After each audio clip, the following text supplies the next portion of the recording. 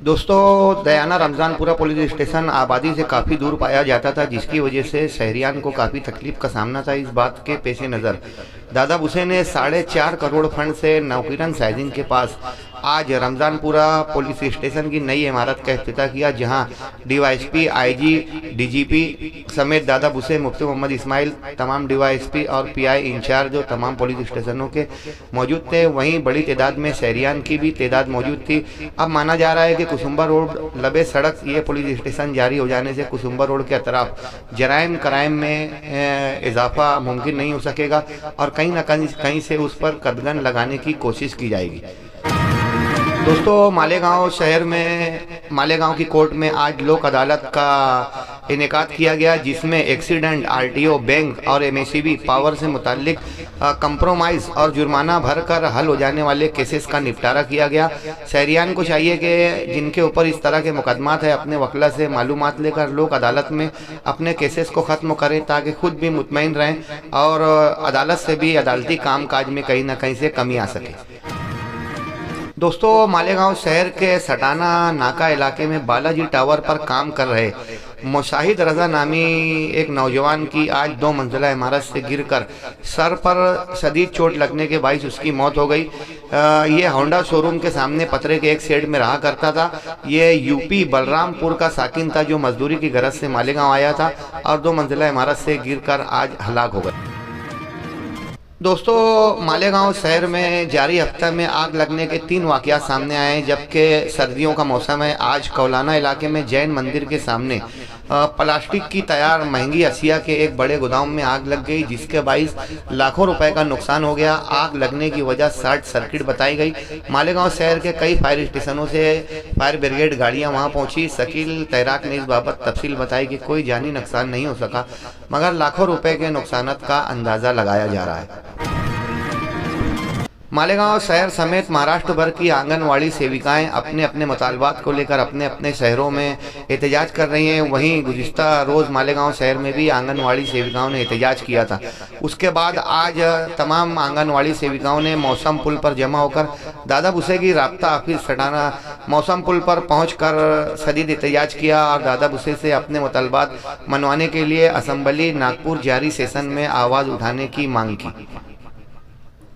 दोस्तों, मालेगांव शहर में शेख रशीद साहब के जाने के बाद उनके बताए हुए कामों को और उनके ज़रिए गरीबों की खिदमत, आवामी खिदमत को किस तरह जारी रखा जा सके, इसके लिए शेख रशीद खानवादा नहायत मुतहर्रिक है। गुज़िश्ता दिनों गोल गार्डन हजार खोली में वर्करों की एक खास मीटिंग हुई, जहां इस बात का इयादा किया गया कि जिस तरह शेख रशीद साहब गरीबों और मजदूरों की, छोटे तबके की मदद किया करते थे, उसी तरीके से ये लोग भी उनकी मदद करेंगे और सियासत में मज़ीद तेज़ी के साथ दोबारा मुतारिक होने का भी आज़म किया गया। शेख आसिफ ने बताया कि बड़े पैमाने पर वर्करों की जल्द ही एक मीटिंग मुनाकिद की जाएगी। वहीं शेख रशीद साहब के रिक्शा में खालिद हाजी घूमकर शहरियान से रब्ता करेंगे, उनके मसाइल जानकर उनको हल करने की कोशिश करेंगे। शेख रशीद साहब जिस तरह मिलनसार थे, माना जाता है कि खालिद हाजी भी उसी तरह मिलनसार हैं और आवामी राब्ता रखते हैं। आने वाले दिनों में देखते हैं खालिद हाजी के ज़रिए क्या खिदमत शहर में अंजाम दी जाती है।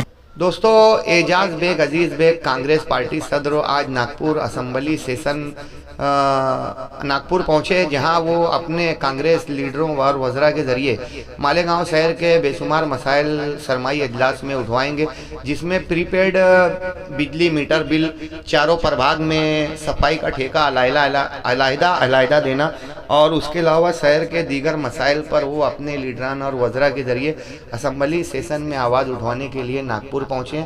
आज एक प्रेस कॉन्फ्रेंस के ज़रिए उन्होंने इस बाबत इशारा दिया। दोस्तों, मालेगांव शहर के रुकन असम्बली मुफ्ती मोहम्मद इस्माइल कासमी साहब आज दोपहर जोहर बाद नागपुर इजलास के लिए रवाना हुए, जहां वो प्रीपेड मीटर, बिन सेती ज़मीनों की खरीदो फरोख्त हो सके, तलाटी की अदम तकर्रुरी तलाटी का ना होना और कारपोरेशन के दीगर मसाइल से मुताल्लिक अपनी बात रखेंगे। दोस्तों, कल और परसों 2 रोज़ मोहम्मदिया तिब्बिया कॉलेज अल मारूफ मंसूरा कैंपस में तिब्ब नबी पर इंटरनेशनल कॉन्फ्रेंस का इनेकाद किया गया है, जिसमें मुल्क और बैरून मुल्क के रिसर्चर्स स्कॉलर शरीक होंगे और साइंसी नुक्ता नज़र से तिब्ब नबी की अफादियत, अहमियत और मौजूदा दौर में उस तरीके के को राइज करने के लिए अपनी बात रखेंगे। मालेगांव मेमन समस्त मेमन बरादरी तमाम मामलात को लेकर नहायत मुतहर्रिक रहती है। आज मेमन बरादरी के ज़िम्मेदारान यूसुफ भूरा, रिजवान मेमन, इरफान मेमन वगैरह ने मरकज़ी रियासती वज़ीर दादा भुसे के ऑफिस पर पहुंचकर अपनी बरादरी से मुताल्लिक मुतालबात का मेमोरेंडम दिया और इस बात की गुजारिश की कि महाराष्ट्र भर में बसने वाले मेमन बरादरी के लोगों के मसाइल को दादा भुसे असम्बली सरमाई इजलास नागपुर में उठाएंगे।